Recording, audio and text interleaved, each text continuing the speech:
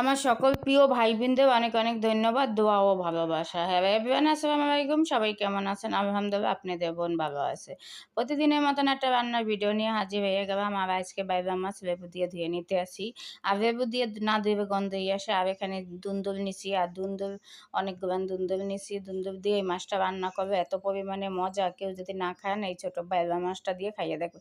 সব মশলা এক এক করে দিয়ে দিতে আসি। এনে মরিচের গুঁড়া, হলুদের গুঁড়া, ধনিয়ার গুঁড়া, জিরার গুঁড়া আর রসুন বাটা। আর মাছটাও সুন্দর করে ধুয়ে নিয়েছি। আর মাছ না দেওয়া হইবে কিন্তু মাখানো মাছটার থেকে গন্ধ আসে টেস্ট।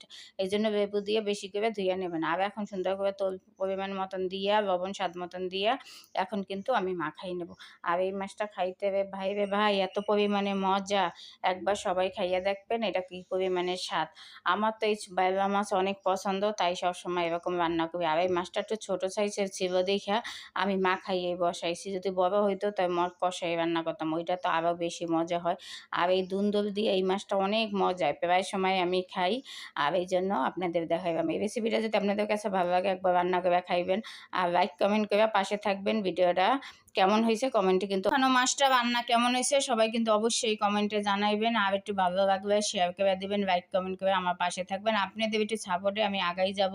আমার সকল প্রিয় ভাই বোনরা একটু ফলো দিবেন, কমেন্ট করবেন, শেয়ার করবেন, লাইক করবেন। আর আপনাদের জন্য দোয়া।